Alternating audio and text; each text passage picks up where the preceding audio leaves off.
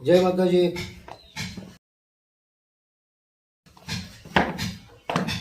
હવે કમેન્ટમાં એવું આવ્યું હતું કે બાપુ તમે દેવગતિની દિવ્ય ગતિની વાતો કરી શકો નહીં.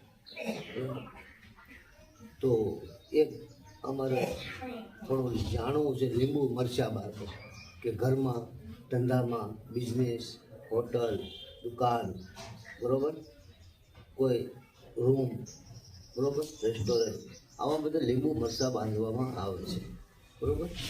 પછી એક મંગળવારી હોય ને શનિવારી હોય છે બરાબર. ઘણા ઠેકાણે લીંબુ મરચાં તો કમેન્ટમાં એવું આવ્યું એટલે હું તમને જવાબ આપું છું કે એનો મહિમા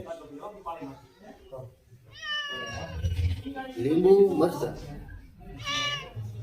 લીંબુ એક કાળો દોરો અને કોલસો મળેલો કોલસો આવે એના લીંબુ મરચાં બનાવી ઓરવી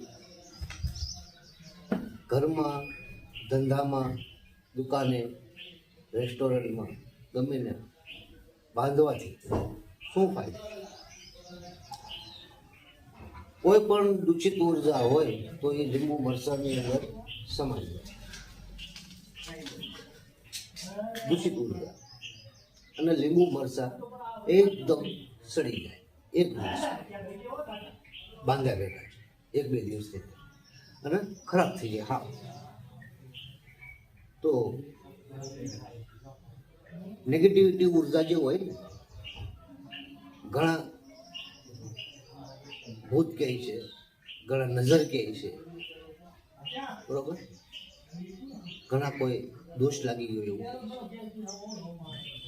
તો એ લીંબુ મરચાં બાંધવાથી એ જે ઘરમાં જે રેસ્ટોરન્ટમાં જે દુકાનની અંદર બાંધ્યા હોય તો એનેથી ત્યાં સકારાત્મક વાતાવરણ ફેલાય અને થોડુંક આનંદમય વાતાવરણ થાય. ધંધો ન થતો હોય તો ધંધો થવા માંડે બરોબર. અને લીંબુ મરચાં છે એ હનુમાનજીની ડેરી હોય, હનુમાનજી બાપાનું મંદિર હોય ત્યાં લીંબુ મરચાં હોય અને દર શનિવારે હોય. ક્યાંક ભારતની અંદર ઘણા ઠેકાણે મંગળવારે પણ લીંબુ મરચાં દુકાને વેચાતા હોય છે. દુકાને એટલે મંદિર બરોબર. તો એને પર હનુમાનજીનું જે મળી આવો ને છીંદો એ પણ લગાડે. કોલસો હોય કાળા દોરામાં બાંધેલો હોય લીંબુમાં પોરવી અને મરચાંને પોરવી અને એનું લીંબુ મરચાં આવું બનાવે. કેવું? આની જેવું બને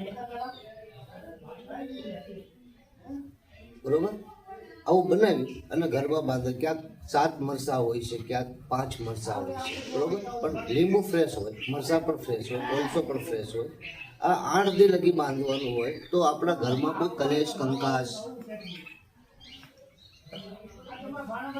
કોઈ નેગેટિવિટી ઉર્જા કોઈ આપણે ખબર ન હોય એવી કોઈની નજર લાગી ગઈ, આપણને ખબર પણ ન હોય કોઈની નજર લાગેલી હોય બરાબર, તો એ લીંબુ મરચાંની અંદર ઉતરી જાય અને આપણે કોઈ સાઈડ ઇફેક્ટ ન આવે, ધંધાની અંદર કોઈ ફોલ્ટ ન આવે બરોબર. બરકત બરકત બરોબર. પ્લસ એની હારે એક ઘોડાની નાળ પણ લગાડવામાં આવતી હોય છે ઘરે ઉમરામાં. આવી રીતે ઉમરું હોય ને તો ઉમરામાં ઘોડાની નાળ લગાડવામાં પણ જમણી સાઈડ મકાનની જમણી સાઈડ અને એનું મોઢું ઉપર હોવું જોઈએ નાળ, તો એક બરકત રહે. માન્યતા છે બધી રીતે અને માણસો કરે પણ છે અને છે પણ. બિઝનેસમાં બરકત રહે બધી રીતે, આમ પાવર રહે, આગળ પડતો ધંધો થાય. લીંબુ મરચાંથી પણ એવું છે, કોઈની નજર ન લાગે બરોબર. કોઈ પર ઈર્ષ્યાથી કોઈ કાળી નજર હોય, કોઈ મેલી નજર હોય, કોઈ આવ્યા હોય કોઈને આપણે કાંઈ દીધું ન હોય, ભૂલમાં કોઈ ભાઈ આપણે છૂટા પૈસાને કોઈ માંગવા વાળા આવ્યો એટલે આપણે ન દીધો તો એ નિશાસો નાખ્યો હોય તો એ લીંબુ મરચાં બાંધ્યા હોય ને તેથી કરીને નિશાસો આપણને બહુ નડે ને બહુ સસ્તા આવે. જે આપણે હાઈ કહીએ હાઈ નાખે બરોબર. દુકાને આવતા કલા ખબર 2-5 રૂપિયા માંગવા આવતા હોય તો આપણી પાસે છૂટા હોય ન હોય તો આપણે નો પણ દીધા હોય તો એની કોઈ બધું કોઈ હાય આપણે ન લાગે એટલે આપણે લીંબુ મરચાં બાંધતા હોય, પછી કોઈની નજર ન લાગે, પછી કોઈ આપણી માથે કોઈ પ્રયોગ કરતા હોય, કોઈ મન્નત બાંધેલી હોય કે ભાઈ આનો ધંધો નો હાલ આ લોકો બાંધા કરે આવું બધું હોય તો લીંબુ મરચાં બાંધવાથી આપણને પ્રોટેક્શન છે. હું પ્રોટેક્શન આ વસ્તુ સૂક્ષ્મ છે, દેખાતી તો નથી, પણ આ વસ્તુ કરવાથી આપણને આનંદ રહે. હું તો બાંધું છું ઘણા વર્ષો, બરોબર, અને ઘણા બાંધે છે, મેં તો જોયેલું છે. મારા બાપ દાદાએ બાંધતા, હું બાંધું છું, બરોબર. હું તો જો અહીં ઉમરામાં બાંધું, પછી આ ઉમરામાં બાંધું, બરોબર. એટલે શાંતિ રહે આપણા ઘરે, સકારાત્મક ઉર્જા રહે અને આપણને આનંદ આવે, બરોબર.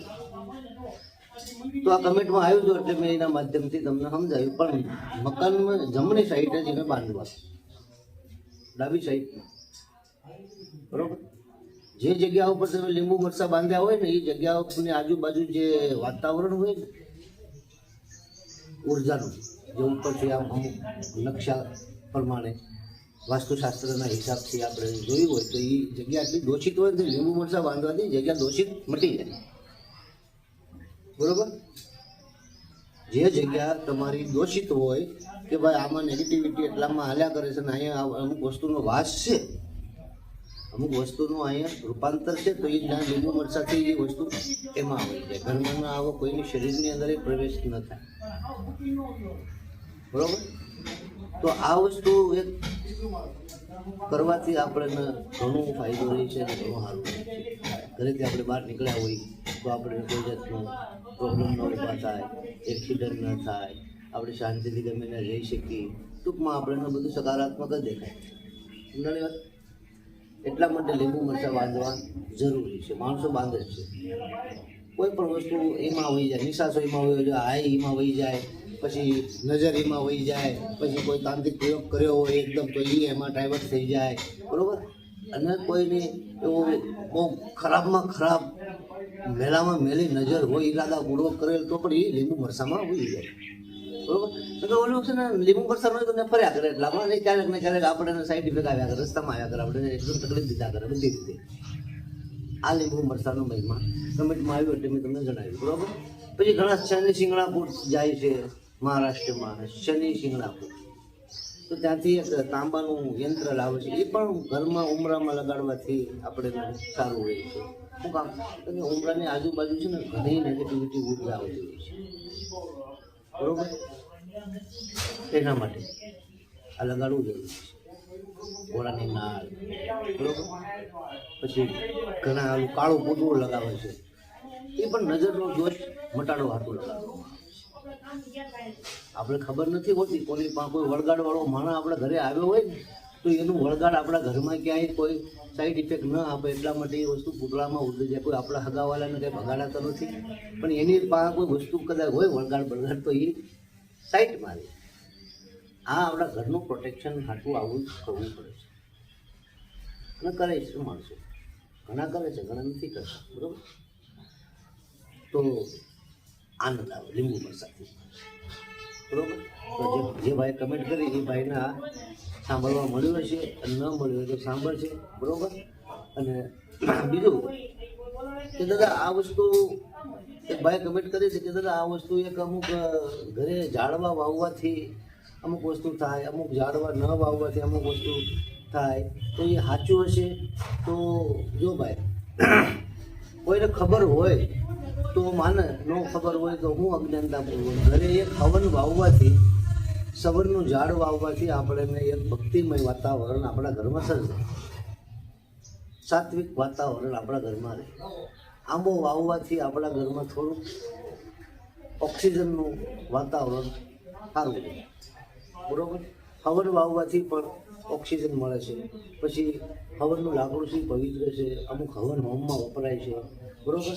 તો એ ઘરે આપણે અમુક ગણેશ વૃક્ષ, એનું નામ શાસ્ત્રોક્ત રીતે ગણેશ વૃક્ષ કહેવામાં આવે છે. હવનનું ઝાડ તુલસાનો ક્યારો છે, બરોબર. એમાં તુલસા કેટલી પ્રકારની છે, બરોબર. રામ છે, શ્યામ છે, બરોબર. તો એ બધી ઘરે પણ એ બધી પવિત્ર વસ્તુ છે, એટલે આપણને પવિત્ર રાખે. એ વસ્તુ તો પવિત્ર જ છે, પણ આપણને પવિત્ર રાખે. એની ઉર્જા, એનું જે અંદરનું ઓક્સિજન વાયુ છે એ આપણને બહુ સારું લાભદાયક છે, બરોબર. તો એ વાવવું એ જરૂરી છે, બરોબર. પછી અમુક ઝાડવા તમને નડતરરૂપ થતા હોય એ ન વવાય. દાખલા તરીકે નાળિયેરી તમે વાવો તો એ મૂળિયા એના બધા ઓલા થઈ જાય એટલે કાઢવી પડે, બરોબર. બાકી કોઈ ઝાડવું તમને નડતું નથી, કોઈ પણ પ્રકારનું ઝાડ નડતું નથી. એની અંદર એનું પોતાની શક્તિ બેલેન્સ છે જ, બરોબર. અને ઝાડવું પણ આપણી વાતો એની ભાષાથી એની પોતાની ઓટોમેટિકથી એ સમજતું જ હોય છે. એને જડ કહેવામાં આવે છે ને આપણે એને ચેતન કહેવામાં આવે છે, જડ. પણ એની રીતે એ સક્ષમ જ છે. હો ભાઈ, ઝાડવું જે પણ કોઈ પણ પ્રકારનું વનની અંદર છે, જંગલમાં છે, સૃષ્ટિ ઉપર ઝાડવા છે પૃથ્વીમાંથી, એ બધા ઝાડવા આપમેળે એની રીતે પોતે પોતાની રીતે સક્ષમ છે જ, બરોબર.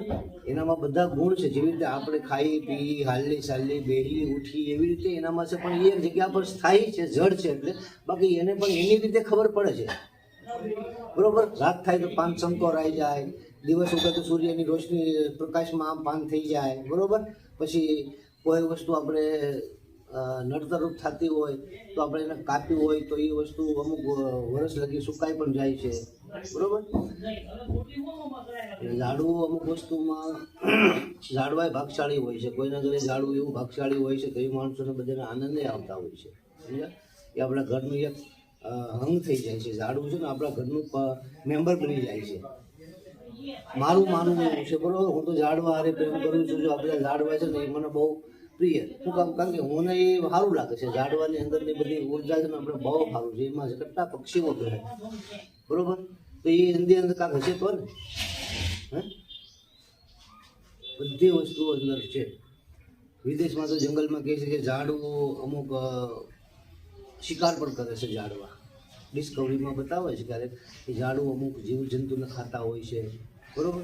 ઝાડવાની અંદર એક શાનભાન છે. તો મારું કહેવાનું એવું છે કે શાનબાન હોય છે, પણ એ એની રીતે એને સમજાતું હોય છે. આપણે એ અનુભવ ન કરી શકીએ. શું કામ? કારણ કે એ જડ છે ને, એટલા માટે આપણે આપણો અનુભવ કરી શકીએ. માણસનો અનુભવ, જીવજંતુનો અનુભવ કરી શકીએ, આપણે ચેતન વસ્તુનો અનુભવ કરી શકીએ. ઝાડનો અનુભવ આપણે ખાલી એટલું કરી શકીએ કે ઓક્સિજન આપે છે એ અનુભવ થાય, પછી ફળ આપે છે એ અનુભવ થાય, લાકડું આપે છે એ અનુભવ થાય, છાંયો આપે છે એ અનુભવ થાય, બરોબર. આપમેળે ઉગે છે એ અનુભવ થાય, પછી આપમેળે ફળ આવે છે એ અનુભવ થાય, અને સૂર્ય બાજુ વધારે ઉગતો હોય એ અનુભવ થાય. સૂર્ય બાજુ વધારે ઉગતો હોય, બરોબર. આથમણો ઓછો ઉગતું હોય ઝાડ, કોઈ પણ ઝાડ, બરોબર. પછી જે ઝાડ હોય જેવી સુગંધ હોય એવું એનું વાતાવરણ પણ હોય છે, બરોબર. તમે જેવું ઝાડ વાવો એવું એની સુગંધ હોય, એવું આ ઘરમાં વાતાવરણ પણ એવું સર્જાતું હોય છે. એટલે આવા બધા અનુભવ ઝાડના પણ છે. વનસ્પતિ બહુ મસ્ત વસ્તુ છે, ઈશ્વરી વસ્તુ છે, ઈશ્વરી, બરોબર. એટલે આ ઝાડની પ્રત્યે થોડોક પ્રેમ પણ રાખજો, બરોબર. પશુ પંખી ઉપર થોડોક પ્રેમ રાખજો, કારણ કે આ બધું આપણી હારે સંકળાયેલું છે અને આપણે એની સાથે સંકળાયેલા છીએ, બરોબર. પર્યાવરણની અંદર ઝાડવા છે. અમુક ઝાડવા ઘરે વાવવાથી આપણે જો આંબો છે, આ હવન છે, પછી ઓલી બાજુ આંબો છે, પછી ઓલી બાજુ રાતરોણી છે, બરોબર. તુળસાનો પ્યારો છે. એટલે આ બધી અમુક વસ્તુ આપણે એની પાસે જઈએ એટલે એનું વાતાવરણ આપણામાં, એના આવરણો આપણામાં થોડા આવતા હોય છે, બરોબર. તુલસાના પાન છે એ પ્રેક્ટિકલ કરીએ તો આપણે શરદી ઉધરસ મટી જાય છે કે નહીં, તે કામનું કહેવાય ને બધું રીતે. હે, ચંદનનું ઝાડ છે, બરોબર. તો ચંદનનું ઝાડ તો કેટલું આપણે કેટલા વર્ષે ઉગતું હોય છે, પછી એનામાં સુગંધ આવતી હોય, તો એ પણ એક સારું કહેવાય. જમીન હોય તો માણસો વાવતા પણ હોય છે. મોટી સિટીમાં જમીન ના હોય તો ઝાડવું ન વાવે, પણ મોટી સિટીમાં ઝાડવાના શોખીન માણસો બહુ, પણ જમીન ન હોય તો શું કરે, બરોબર. અને આપણા અહીંયા કાઠિયાવાડની અંદર, દેશની અંદર જમીન હોય તો ઝાડવા વાવે તો આનંદ છે. એની નીચે બેસવાની બહુ મજા આવે. ઝાડવાની નીચે તો ભાગશાળી માણસો જ બેસી છે, બરોબર. હવે કમેન્ટમાં એક ભાઈ એવું કીધું હતું કે દાદા આપણે કોઈ ચોગડિયા જોયા વગરના કોઈ કાર્યો કર્યા હોય તો ચાલે? તો મેં કીધું ચોગડિયા જોઈને તમે કાર્યો અમુક કરવાના હોય, લગ્ન પ્રસંગ છે તો ચોગડિયા જોવા પડે, બ્રાહ્મણને પૂછવું પડે, ઓરડી તપાસવી પડે, આવું બધું હોય છે, નીતિ નિયમ કરવા પડે. પણ અમુક તમે રોજે રોજના કામ કરતા હોય તો કાંઈ ચોગડિયા જોવાની જરૂર નથી, બરોબર. તો એક છે કે તમે નાળી જોઈને તમે હાલતા હોય તો તમારે ચોઘડિયા જોવાની જરૂર નથી. સૂર્ય નાળીમાં હાલતા હોય, ચંદ્ર નાળીમાં તમે કામ કરતા હોય, સૂર્ય નાળીમાં તમારે કામ જવાનું હોય, આવું બધું હોય તો તમને કોઈ જાતનો અકસ્માત પણ નડતો નથી. પણ એ તમને શીખવું પડે ના, એને જાણવું પડે. શ્વાસોશ્વાસથી ક્રિયા છે તો એને ચોઘડિયા ન જોવાના હોય, કારણ કે એ ચોઘડિયાની બારું છે. ચોઘડિયાનું એની હારે કાંઈ કનેક્ટિવિટી નથી, કારણ કે આ બધું એની અંદર સમાય. ન આવડતું ન ફાવતું હોય તો તમારે ચોઘડિયા જોવા પડે. પણ અમુક પછી આપણે હાલવા ખાવા પીવા બધેમાં ચોઘડિયા ન જોવાનું. એવું હાઈ લેવલનું કોઈ કામ હોય, કોઈ બિઝનેસની સ્ટાર્ટિંગ કરવાની હોય, બરોબર, કોઈ લગ્ન પ્રસંગને કોઈ ઓલું કરવા મુહૂર્ત લેવાનું હોય, કોઈ મકાનનું બાંધકામ કરવાનું હોય તો તમારે ચોઘડિયા જોવા પડે. આપણે એ તો તમે બ્રાહ્મણ પાસે જાઓ તો બતાવે, અને એ તમે માનો કે વાસ્તુશાસ્ત્ર નિષ્ણાંત પાસે જાઓ તો પણ તમને બતાવશે, બરોબર, ચોઘડિયા કેમ ચાલુ ન ચાલુ. પણ હકીકતમાં કાંઈ ઘડીએ નો ચોઘડિયા જોવાના હોય, બરોબર. તમે ચોઘડિયા દોઢ કલાકે બદલતા હોય છે ને, એટલા માટે તો તમે ચોઘડિયા જોવા માટે તમારો સમય સુકાઈ જાય ને અમુક વસ્તુ. એવું બધું થોડું ગણતરીથી હાલવું પડે. ખાસ કામ હોય તો ચોઘડિયું જોવું, પારણું બાંધવાનું, છોકરાની છઠ્ઠી કરવાની હોય, બરોબર, આવું બધું હોય. ગાડી લીધી, 4 વ્હીલ લીધી હોય, એને માટે ચોઘડિયા છે. પર્સનલ કામ અમુક હાલતા ચાલતા બહાર જવું હોય, દોસ્તરારે ઊભું જવું હોય તો એ પછી ચોઘડિયા જોવાની જરૂર નથી. બજારમાં જવું, ઘરે આવવું હોય, આખા દિવસ બંધ પાછળ બજારમાં જતા તો ચોઘડિયા સમજી ગયા ને. એક બીજી વાત છે કે દાદા, આ જે દેવી શક્તિ છે એ દેવી શક્તિ કહેવાય કે દિવ્ય શક્તિ કહેવાય? જો ભાઈ દેશી ભાષામાં એને દેવી શક્તિ કીધી છે, અને આપણી ઓરિજિનલ ભાષા છે જે સાંસ્કૃતિક રીતે એવાથી બધી મિક્સ થઈ આવેલી ભાષા છે, એટલે દિવ્ય શક્તિ છે, દિવ્ય. અને આપણે દેશી ભાષામાં એને દેવી શક્તિ. પછી દેવી શક્તિ અને દિવ્ય શક્તિ એ અરસપરસ એક જ વસ્તુ છે, નોખી. દેવી શક્તિ કહો કે દિવ્ય શક્તિ કહો, એક જ વસ્તુ. સમજાણું? સુધરેલી ભાષામાં દિવ્ય શક્તિ, દેશી ભાષામાં દેવી શક્તિ, બરોબર. પછી આ બધા ઉર્જા છે, ઉર્જા એ બધી ઉર્જા છે, આખું બ્રહ્માંડ છે ઉર્જાનું ભરેલું છે, બરોબર. એ ઉર્જાને હારે તમારી આત્માની ઉર્જા કનેક્ટિવિટી થાય એટલે તમને બધો અનુભવ થાય જ તે, બરોબર. બધું પદ્ધતિસર હાલવું પડે, વ્યવસ્થિત રીતે. ગુરુમુખી બન્યા વગર આ વસ્તુમાં ક્યાંય પડાય નહીં. મારું આ પહેલું મત કહેવાનું કે ગુરુમુખી થયા તો જ તમે આ બધી વસ્તુ પ્રાપ્ત કરી શકો, બધી વસ્તુ આ રીતે જોઈન્ટ થઈ શકો. જોઈન્ટ થવામાં કાંઈ ભાર ઉપાડવો પડતો નથી, એકદમ ફ્રી અને આનંદ જ આવે. આનંદ પરમાનંદ બધી રીતે. સતયુગની અનુભૂતિ થાય તમને. કળિયુગમાં રહેવા છતાં સતયુગની અનુભૂતિ થાય. આ વસ્તુ આધ્યાત્મિક વસ્તુ એવી છે. એક પગ કળિયુગમાં, એક પગ સતયુગમાં, એવું ને ઓટોમેટિક તમે પોતે જ કહો કે ભાઈ આ આપણે આમાં હાલની કે આપણે ન હાલની. તમે પોતે તમારા મનની અંદર જ તમને ખબર જ હોય કે આપણે આ વસ્તુ આધ્યાત્મિકમાં હાલની કે ન હાલની, બરાબર. કારણ કે અત્યારે કપટ તે દુનિયા છે ને, 100માંથી 99% કપટ હાલે. અમુક જો બાકી છે એ ટકા એટલામાં સતયુગ છે.